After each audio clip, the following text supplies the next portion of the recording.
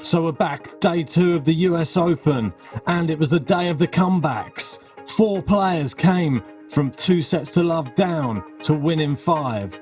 Most notably, Andy Murray, who goes through against Nishioka. Hi, I'm Ilya Marchenko. I'm Dennis Kudla. I'm Evgeny Donskoy. I'm Henry Laaksonen. I'm Peter Toretko, and you're listening to the Game to Love podcast.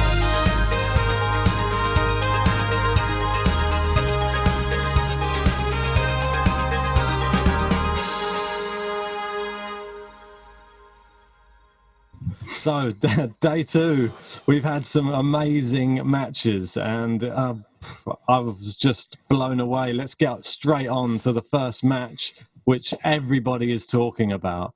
And Andy Murray comes back from 2 sets to love down to beat Nishioka. I mean... Well, I didn't have to second guess where you was going to start today. I feel like it was written in the stars for this episode. Yeah, for sure. But yeah, like you say, Andy Murray, I'm one of the people who didn't really give him much chance at 2 sets down. I was watching the game. He just looked a bit slow. He was struggling to get into the match. Yep. Then when he did, boy, did he, because he was just really impressive. And I was so encouraged by his mental strength and basically his whole physicality and like perseverance and staying in the sets where he wasn't necessarily playing his best tennis, but he was just staying in it and just being active. And that's the most important thing you can do. And then when the chance came, he took them and then managed to force a 5th set. And then some of the best tennis I've seen him play in a while. It was it was just one of those inspirational performances. Yeah. And you had a lot of, they said that obviously they're all in this bubble and there's people who are staying in the suites or all the seeded players. They were all there watching this match as well, like, just because Andy Murray was coming back and they could see it happening. As soon as he got that first set, it wasn't even just the first set. It was just as soon as in the 3rd set, he broke back to make it 3-3. And then there was the first signs of life. Suddenly you were thinking, do we dare to actually think, can Murray do this? And he converts. We never really thought it was possible, did we? We just thought in the back of our minds it'd be brilliant to see a Murray comeback here. But we know how solid Nishioka is. So good. He's a very good player. And he was very commanding in the first 2 sets. But Andy Murray did it. He squeezed Experience came through. How did he squeeze that 3rd set? And that just goes to show Nishioka was still the favourite going into that 4th set. And he held all of his service games in the 4th set. And Murray had to save 5 break points, a match point being one of those things, and still took the tie break 7-4. I want to touch on some of the tennis Andy Murray played facing break points. It was just such a brave performance. Some of the really good, positive tennis. Sometimes people can go within themselves when they're facing break points, but not Andy Murray. He really played his A game and just brought out the best tennis when he needed to. Oh, it was something to behold, wasn't it? Like just to see him hitting through the ball more, trying to really go. And you saw he was starting to really go for it in the last 3 sets. It was so passive in the first 2 sets. It was like that old Murray that we just didn't like watching. Percentage down the middle, too much slice, and he's waiting to be finished by. And Nishioka was finishing him off in a lot of rallies, and that he's got one of the craziest forehands in the world, Nishioka. It's the weirdest grip. It must be so far round. He's literally whipping over the ball so much. It's just curling round corners. It's really crazy, but such a great player. We love Nishioka. I knew that was going to be an epic match, and it didn't disappoint, really. No. But yeah, in that, even he was broken to make it 3-2 in that, wasn't it, in the 5th set as well? And he broke straight back again. And then he just went on to just win that final set. And it just crazy to think that those injuries that he had, and I think that's my big fear, though. Going to 5 sets early on for Andy Murray, is he going to now be a bit fatigued going into the next round? Is this going to have a long-lasting effect on the tournament? Granted, no one's really expecting him to win it, but it would still be nice to see him give it his best chance and shot. It's not ideal having to play 5 sets in your first round, especially coming back from the injury Andy Murray has. So That's the only thing that worries me a little bit. But then he's set up now for a second round tie with. Yeah. Do you know? Felix, Oja, Alissi. Am I going to get the name right? Aliciame? Or is it? Yeah, just Aliasim. Felix Oja Aliasim. That's it. I get it right. I keep on saying Aliasami. It's not right. But yeah, that's I mean, I don't know if I had that one sort of the next match to flow into.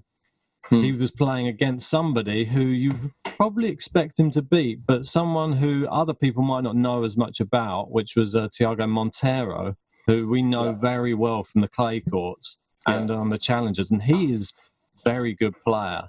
And Felix, I think, went into this one thinking he was going to walk through him, and he was very much surprised. Yeah. And this was a lot closer than the score suggested, I think. I think it was a very close match, I didn't get to see much of it, but looking at the score and the way it went, it seemed very close. And Monteiro, we know what he's like. He's a fighter on the court. Clay court player, so he loves the long rallies. Felix likes to get rallies done over quickly, doesn't he? He's got a big serve, a lot of powerful ground strokes. But it seemed like he met his match today in Monteiro. And granted, Felix, you expect him. He's got a bit too much, doesn't he, for Monteiro, for sure. But he gave a good match. But it's just not really filled me with a lot of confidence with Felix. I feel like maybe can Andy Murray do it? I wouldn't put it past him. No, exactly. I mean, just to see the way that he was on court was there was a lot of negative, just the persona, I think, coming from body language. Felix. Yeah, body language, that's the word. And he was just noticeably disgruntled, complaining throughout the whole match about line calls, and it's just not something you'd want to see. That surprises me, though, because Felix isn't really like that. Usually he's quite a shy type kid, isn't he? He's just very reserved, concentrated on his game, and doesn't really get distracted too much by what's going on around him. No. And you see how lucky he sort of was. Monteiro in that fourth set was 6-5 set point to take it into a fifth, and he missed a smash on top of the net, which just went a couple of inches wide, and Felix managed to just grab the rest of the next few points to win the tiebreak, to win the match. So that was how close he was, really, to just go into a fifth and decider, and you don't know what could have happened then. So I'm just excited for the next round. It's the new breed versus the old breed. It's like the up-and-coming player versus the player who's won it all. And it's going to be exciting to see how that sort of turns out. I'll be cheering on Andy Murray, but I think Felix probably will edge it. But we'll see. Hopefully, if Andy Murray can play like he has done the last few weeks, it's quite encouraging. At least we'll see a good match, I feel. And I think, Felix has the potential to, I don't know, let the occasion get to him sometimes a little bit. And I think maybe that was why he was reacting the way he was in that first round match. There's so much pressure on his shoulders, and I think he even expects a lot of himself. And when it's not going his way, I think that's the type of thing that Murray will take an advantage of, like of any weakness. That if he shows that on a court against someone as experienced as Andy Murray, Murray's going to take control, I think. You just don't know. He's obviously got the athletic ability, and he's much younger than Andy Murray. So, and the power. So, that's a really interesting one for the second round. Anyway, looking forward to that. But let's get through some of the other matches, because last podcast we struggled to. We started off with so much detail, and as we was going through, we were just trying to get through them. So, where do you want to go to next? Yeah, there's a lot of matches. Next one, I've got probably one of our favourites. So I just wanted to touch on this one. His first ever Grand Slam match. And what an epic match. It was Emil Ruusuvuori defeated Arjaz Bedene. It's one he's going to remember for the rest of his career. You always remember your first slam, and what a way to go to 5 sets against an experienced player who's played a few slams before and win it in 5 sets. And I know you can't say it's comfortable because it's 5 sets, but the sets he did win, he was playing some really good tennis, and he won it. He did win them relatively comfortable. If I'm not mistaken, I think he won the last set 6-1, was he not? Yeah, the 2 of his sets he won were both 6-1. I thought something quite interesting, which I don't know if this is actually a thing, but I was thinking about last night when after watching the game, was potentially he doesn't play 5-set match. This is his first 5-set match at a big tournament. So would it be, I don't know. It might just be a coincidence. He won the first set and came out firing, all guns blazing. Is it possible he could have taken some rest when he lost the second set? And then he came back, won 6-1 again. Then he lost the fourth set, 4-6. And then he came back and he won. It's almost as if like there was a little break in between each one. And because he dominated the next set each time, so convincing. I don't know. It was just something bizarre that would be a very clever way to deal with your first, if you're not used to playing 5 sets. But yeah, I understand what you're saying, but I don't think it's that clever because you can never probably do not. that in a Grand Slam. No, you can't afford to give any set. Like you see Rafael Nadal, I feel like his mentality is the way to follow. Yeah, for sure. He goes for every single point and tries to win it like it's a break point. I don't doubt it either. That's the way it should be, I feel. It might just even be if he's love 40, if he's like love 40 down, he's still playing that the same way if he's 40 love up. I'm thinking it might just be the right way you levels. play. The levels in a 5-set match in a Grand Slam. You see the players' energy levels. It could have been tactics, though, and in a way where he's putting his intensity into certain sets a bit more than others because he knows he's going to struggle during the duration. So he's just sort of doing it in spells. Possible. But then I don't think that's a great thing to be getting into. And hopefully for the next one, he gets it done in 3. Yeah, but he was just a breath of fresh air, isn't he, on the court? And such flat hitting, hard hitting. I mean, there was no commentary on this match, but all you got to hear was the ball being slapped back and forth by both of them. And it sounded like the hardest shots being hit back and forth and really high quality tennis. Well, we've spoken to a few people on the podcast who played Ruusuvuori. I forget who it was. It might be Henry Laxonen, was it? One of them? I think it was Mukund as well. Yeah, Mukund. Yeah. There's a few of them who said they played him, and they were saying that you're in a game when you're playing him. You feel the extra bit of zip on the ball. Yeah. And it's got a bit of a big match feel to it. And for someone of that young, who's not actually that high in the rankings, well, granted, he's top 100 now, but he's not up there with, say, top 20, but he's got that top 20 hitting ability, and that just bodes well for the future for him. Yeah, for sure. And you saw he's got that big match mentality already. He's up mixing it with the big boys in Cincinnati. Yeah. He went to 3 with Berrettini, and now we're going to see a very interesting match in the next round because he's going to be up against Casper Ruud in the second and round. that was an incredible match. Casper Ruud versus McDonald. It lived up to the bill. It was a 5-setter. It was 2-0 down. Yep. And he come back and won that 3-2. Yeah. There's a few of them we're going to get through today, but exactly. Yeah, I love Casper Ruud. I was looking at a graphic. I'll see if I can find it and put it up on the screen. And it was Casper Ruud's the amount of spin he generates on his forehand and backhand. And on the graph, you can see, compared to all the other players on the tour, he's got the highest, he's got the best balance between the two. I think you've got Rafael Nadal up there, obviously his forehand kind of rips it, and then you've got other people on their back. I forget who they all are. I'll put the graphic up. It's easy to visualize it. But I was really impressed, and it just shows his ability, his natural ability on striking the ball is one of the best on the tour. If not, you could argue the best. He's still young. At the graph. He's still young. He's still learning. He's a really good player. He's been one of my favourite players for a while, to be fair. He's very versatile as well. He's someone who can play on a lot of different surfaces. We've not really seen him on grass, but I think it'll be exciting to see him at a Wimbledon soon, for sure. We know how good he is on clay. Predominantly, he's a clay court player, but we can see now that he can do both. Yes, definitely. I think that's a really interesting matchup for the second round now. Ruusuvuori, Ruud for the second round. Yeah, I'm really torn. The Roos and the Ruud. The two Roods. The Roos and the Ruud. Which one do you want to go for? RWs. That's just going to be a really exciting match. I'll watch it, but I'm going to be neutral on it. I'm going to sit on the fence completely. I can't pick either of them. Wise. We'll just enjoy the tennis. But the winner of this could face Berrettini in the third round, and then potentially Andrei Rublev in the fourth round if that was the person who got there. So there could be some really amazing matchups coming for one of these two players. Well, looking at them two now, Berrettini and Rublev, they were really quite comfortable in their first round matches. Comfortable.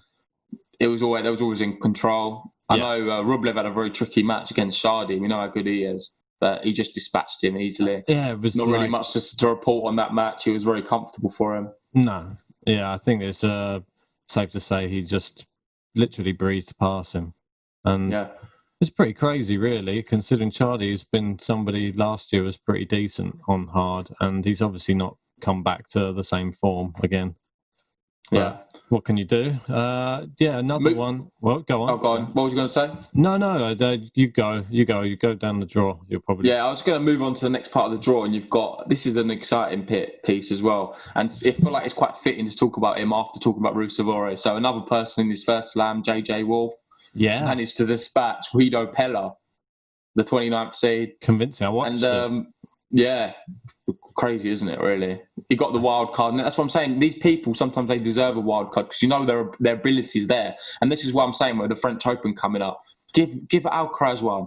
Hopefully he can get through qualification, like just get through anyway. But it'd be brilliant. If he doesn't, just give him a wild card because he deserves to be there. Same with Lorenzo Musetti, because these type of people, I really fancy them to beat some of these big names. Yeah, so they've got all the ability and they just need the chance, and it's no one will be disappointed. It'll draw. I know there's going to be fans in the stadium, and they're going to want to see the best tennis as well. So, but getting off, I don't want to go off topic too much. JJ Wolf, impressive 3-1 win over Pella. Very good. Yeah, go on. Want to talk about that one? No, I'm just going to say, it just looked. I thought Pella was going to maybe stage a comeback. He bageled him in the second set, and then you just thought, oh no, is this like sort of the end for JJ? But he had that strong mullet power, and he pulled it through in the final two sets.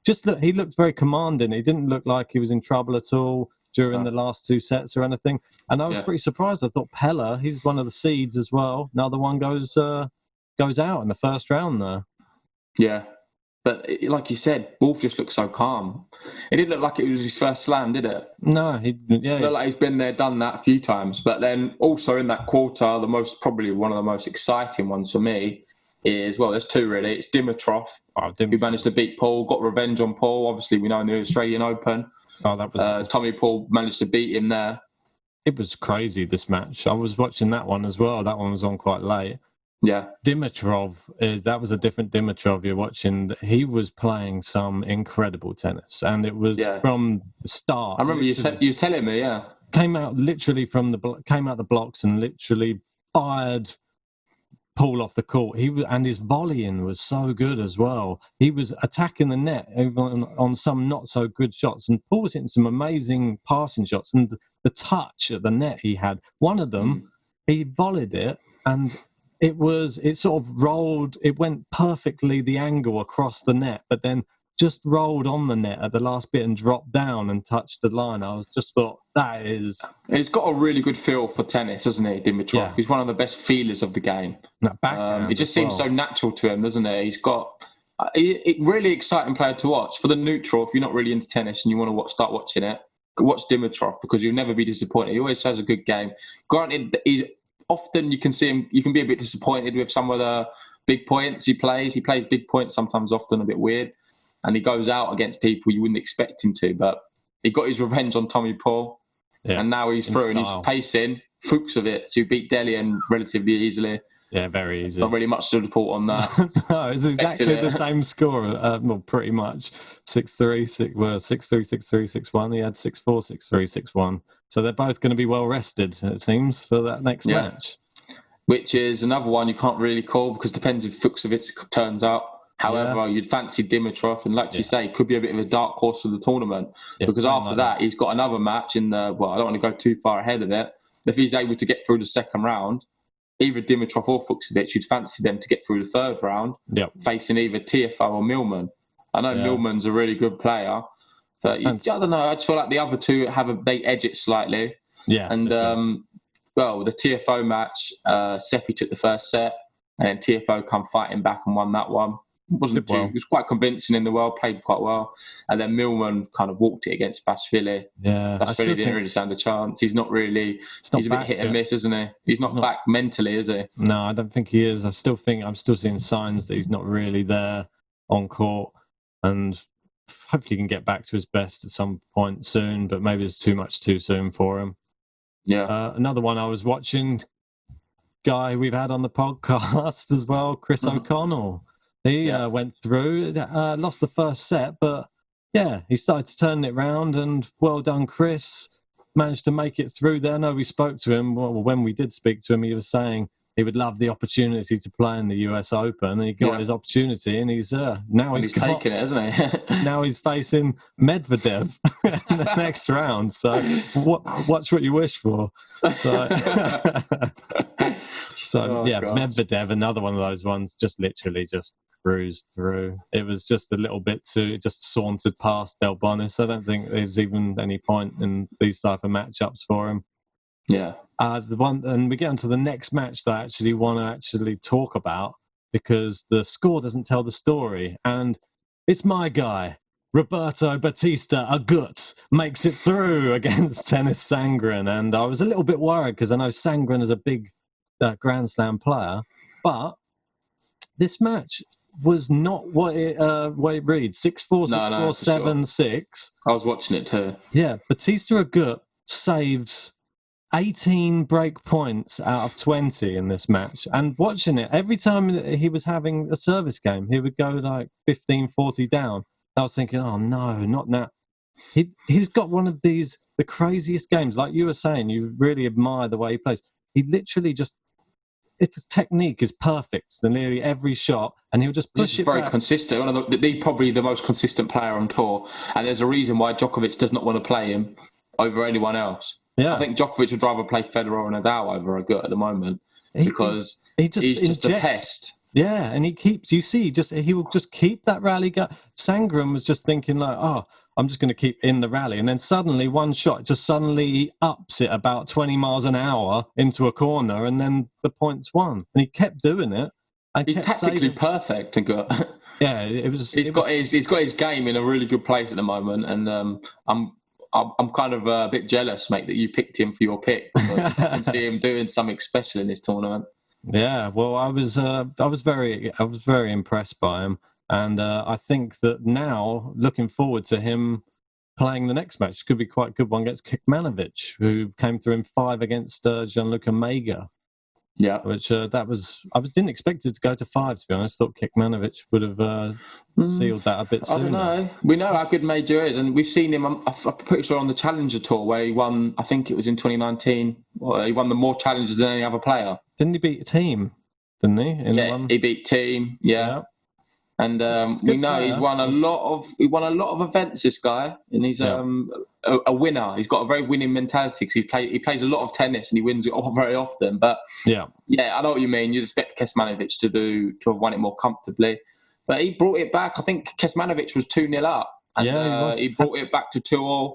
And then that third set, he was kind of going in it as the favourite, really, with the momentum. And after seeing so many other results, we was expecting maybe can Major do what a lot of other players have done and come back from 2 sets down and win it in the end, but wasn't to be. Kecmanovic just had a bit too much and sets up a good second round tie. Agut Kecmanovic. I think Agut will be all right with that, to be fair. Hope so. But I'll tell you what it is leading up to. It's leading up to a massive third round. I'll tell you what, because Pospisil, he beat Kohlschreiber very easily. Raonic beat Maya easily. All Canadian affair there in the next round. We've got a Canadian second round. You'd fancy Raonic to win in the form he's in, playing some of the best tennis of his career. But never rule out Pospisil. Yeah, he was playing some really good tennis since he's come back from his injury, and we've seen how well he was playing at the start of 2020 before the lockdown. But you'd fancy Raonic, and that would potentially set up a Raonic-Agut third round. Yep.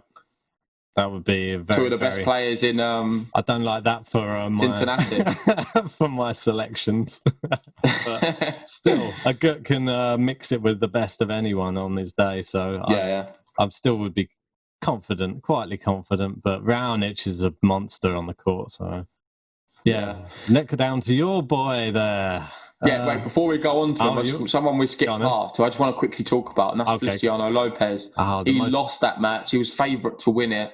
But for me, obviously, he's played more, like you was about to say, he's played more slams than any other player.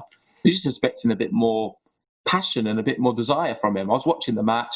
He just looked like he was defeated. And he hit 75 unforced errors in that match, which is just ridiculous, really. He should not be hitting that amount of unforced errors. And a lot of the time, it's like he didn't really care. He's one of these guys, he's got enough money, he's been there before. I didn't see much passion from him. I think it was a bit of a disappointing performance. I feel like at times he was hitting some really good serves. We know how good his serves can be, but then other times he's hitting up a lot of double faults because he's just overdoing his second serve because it's like he was just trying to get the match over with.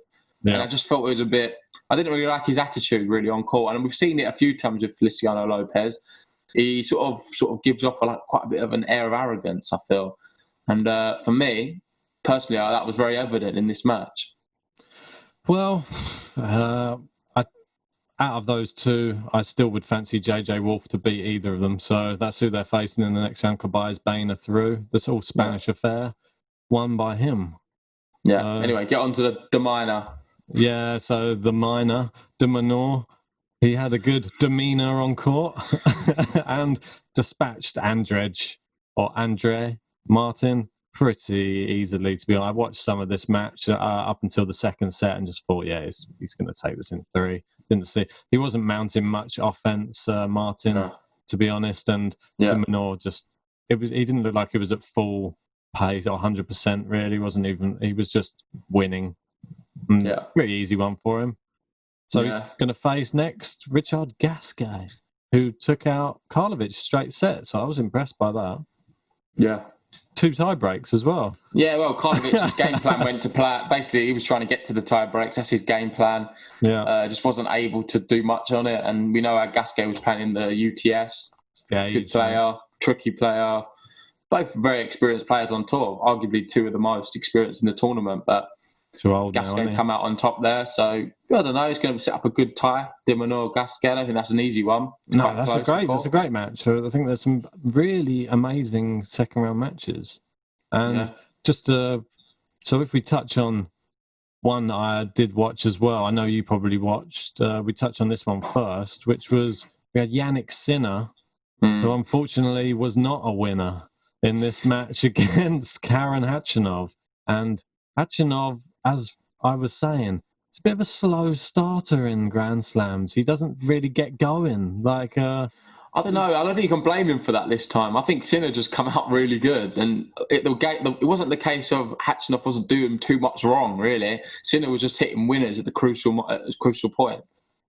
Yeah, I think he was taking break point opportunities when he needed to, and he was just very clinical. That's the way you could describe him, clinical. But then Khachanov was growing into the match, and I think he was just a bit too much for Sinner in the end. Power, I think, in the end. His serving was really going well in the last 3 sets, and he was really, I think he was really starting to work out Sinner's game a bit more, and he was placing the ball a lot better into the corners. That's what I saw, especially in those 3rd and 4th.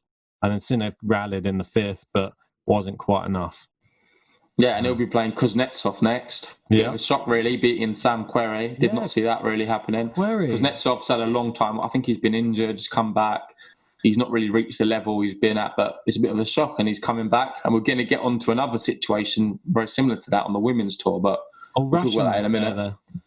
Yeah, there's a lot of matches with countrymen playing each other, which is pretty crazy. And we could, if we see Dan Evans go through and Murray go through, we could have an all-English 3rd round coming up. But Dan Evans, he went through pretty comfortably against Seyboth Wild. We know Seyboth Wild's clay court. He's very good on the clay, not so much on the hard court. He went through straight sets. And Moutet, that was very impressive performance to take out Vesely in straight sets as well.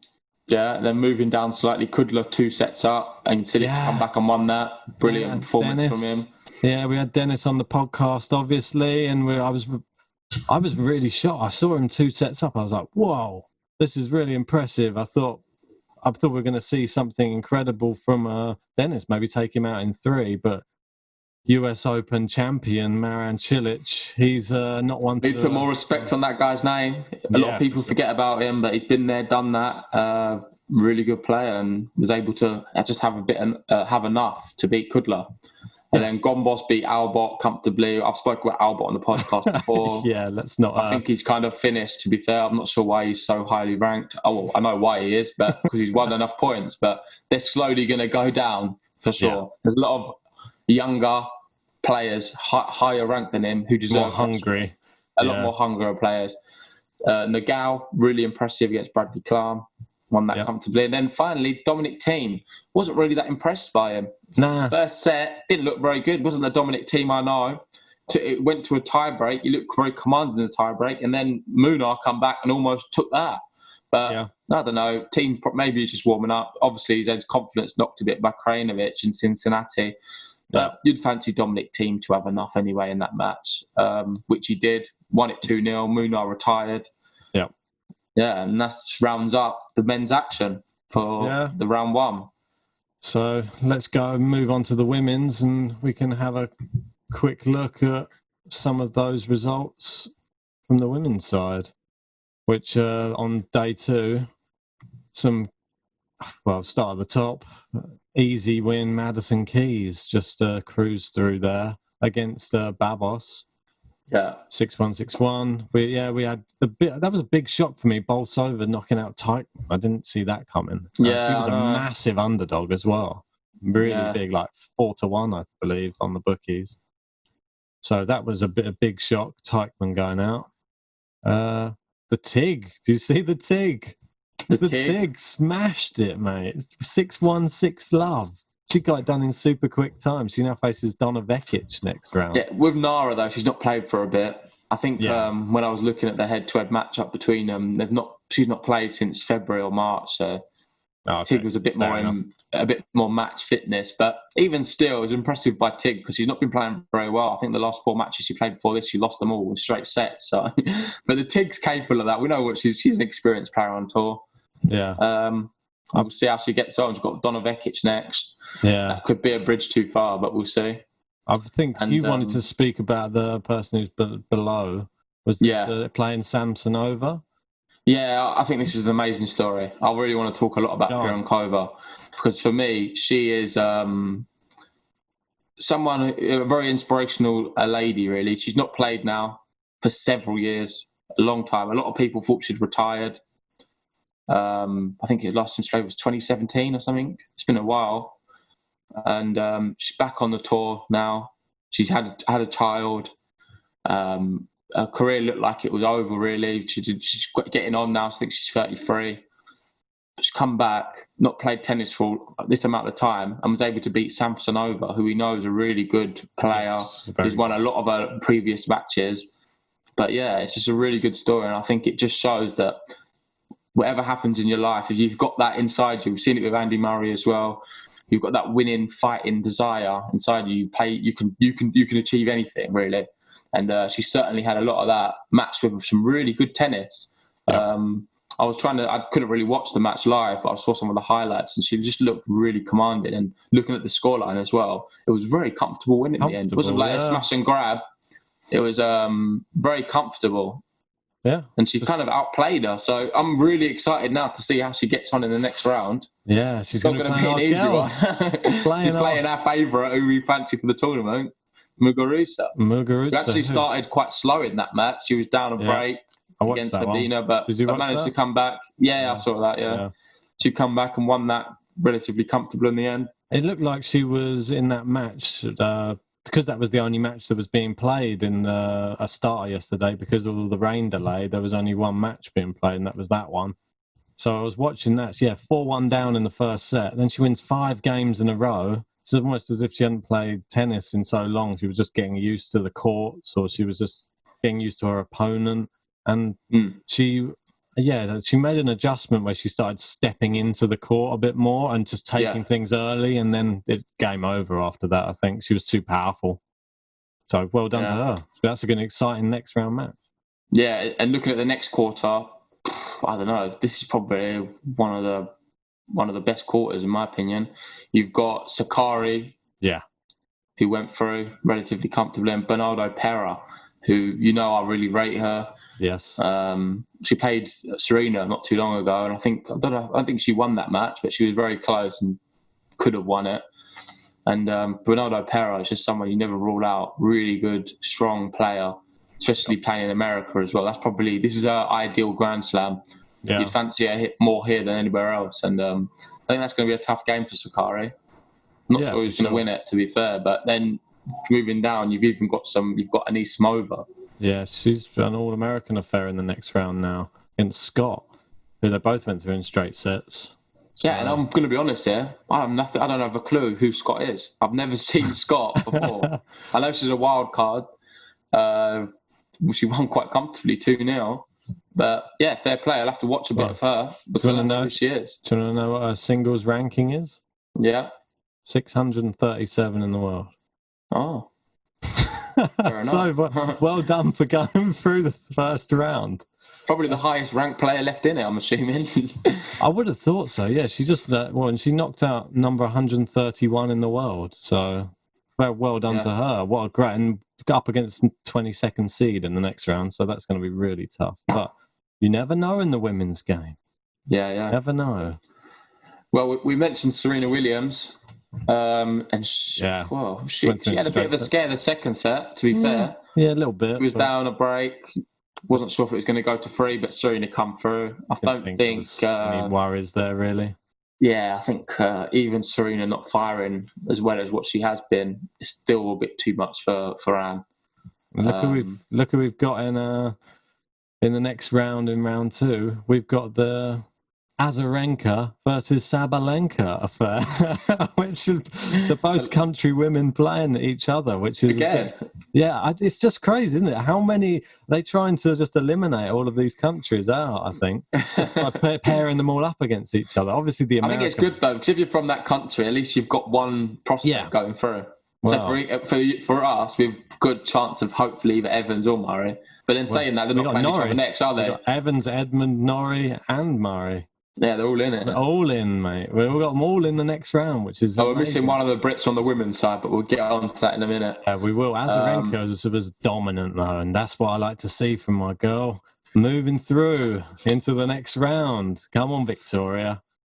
Yeah, and then another one, Iga Swiatek. Someone I want to talk about, the young Polish girl. Yes. Really good player. She's a great result there. That's a tricky match as well. Obviously playing against the seeded Kudermetova. Yeah. But Swiatek had enough. Quite a powerful tactical player, to be fair. I don't know if that's a word, but tactics always seem spot on, and a lot of it's sort of coaching. I remember watching one of her matches previously, and the coach was talking to her during the match, and he's very calm and influenced, and he was able to get the best out of her. So, because I was listening to what he was saying, and exactly what he was saying, she implemented it into the next set, and she creamed the opposition 6-1. So what you want to see? Yeah, I feel like they've got there's a lot of chemistry in her camp, and good player, young player, and it's not no easy game for the next one. It's got Sasha Vickery, so. Yeah, who surprisingly beat Taylor Townsend. I don't know. I thought Taylor Townsend maybe had enough, but Vicker is a good player.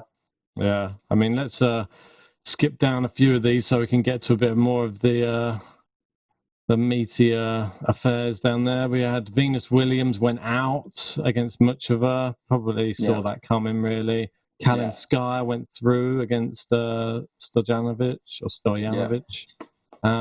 Kristia through against Mikhail, and we had the all British affair there, which was Heather Watson, Joe Konta, and a really tight first set, which pretty much dictated the rest of the match. Really, I think whoever grabbed. I think did Konta not save like 5 set points or something? I believe so, yeah. And it just goes to show that I think she's just a level above Heather Watson right now in her career.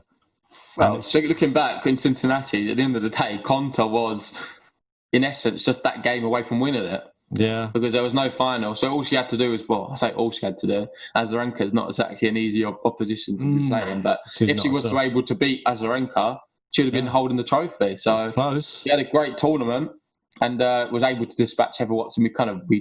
She's the better of the two, isn't she? So that's good for her. And it sets up a good affair now against Sastea. Yeah. Who, like you say, you'd fancy her to win that one. But with Joe Konta, you never know. So you just never know with women. Don't want to get your hopes up too much. Yeah. Elise Mertens, she just cruised through, as we thought, against playing Cerebo Tormo in the next round, who also went through pretty easy.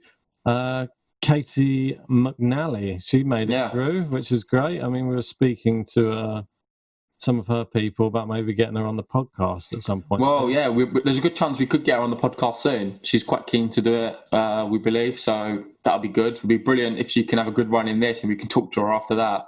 And maybe talk to her as the US Open champion this year. maybe. That's pushing it, maybe, Yeah, but it would be great. She's a young player. Obviously, the doubles partner of Corey Goff. So she's repping that side of it. Shame about Corey. He didn't make it, but Katie McNally, good player to watch. But she's got a tough second round match against Alexandrova, who went through against Clijsters there, and it was the up and down Alexandrova again. She lost the first set and then came through. The real Alexandrova came through in the third and managed to push Clijsters back out again out of the tournament. Yeah. And where will we see Clijsters again soon? I don't know. I'm not so sure. Yeah. Oh, and actually, I know I was saying the second quarter is one of the most exciting. I think the bottom one is for me. Yeah, I've changed my opinion already now. I forgot about this one. Oh. I don't know how I forgot about it. But then in this one, you've got Ons Jabeur, you've got Leylah Fernandez and Sophia Kenin. Well, and that's the next all round. Three of them have all gone through. So you've got Ons Jabeur won quite comfortably 2-0. Kanepi beat Sinikova 2-0, the experienced doubles player. And Fernandez was able to beat Svonareva, who's a really good player as well. But Fernandez just had a bit too much. Kenin. And like I said, I thought I did sort of predict that Fernandez would have a good run in this tournament until I've realised that she's playing Kenin next, which by no means is going to be an easy game. The second seed, obviously Australian Open champion. Possibly tie the round, maybe? Yeah, I'm going to make a big statement. I think Fernandez is going to beat her. Bit of an upset there. I don't know. Don't let Match Point Canada hear you saying that. Or Slice. Wait, they'll be happy if I said that. No, I think Fernandez is going to beat Kenin. Oh, yeah, sorry. Definitely let them hear you say that. That's what I mean. I was going to say my opinion was probably Kenin's she's going to go on this sneaky little run where no one's going to notice her at the bottom of the draw and maybe just suddenly squeeze into like a semi-final or something. I generally would not be that shocked if that happens. No, exactly. That's what I mean. I think it's one of those ones. No one's talking about Kenin, really. It's just... Yeah, it's because of Cincinnati. That's what happens. When you have a disappointing tournament before, often you're forgotten. But just because you've had one bad tournament doesn't mean necessarily the next one you're going to just be equally as bad. Sometimes it's just that on the day you're not really up to it. It does happen. I know it myself when I go and play tennis. Other days I'm hitting all right, and then the other day I can't hit it over the net. So... Obviously, they're a bit of a higher standard than me, but I can understand what it's like with sport. And so that sets up a good match as well with Ons Jabeur, Kanepi. That's it. You'd for the women's side to be okay, but then after that, then it's exciting because you could potentially have either an Ons Jabeur Fernandez or Ons Jabeur Kenin. Yeah, hopefully Ons Jabeur someone. That's what we want to see. But yeah, we'll round it up there. We spoke about as many matches as we can. Yep. We'll do another podcast tomorrow. Yep, we'll get out some more covering results. The second round matches. There'll be less matches, so hopefully it'll be easier for us to go through and we're not going to be so frantic. We hope you enjoyed the podcast. Make sure you like, comment and subscribe if you've not already. And we'll see you tomorrow. Peace.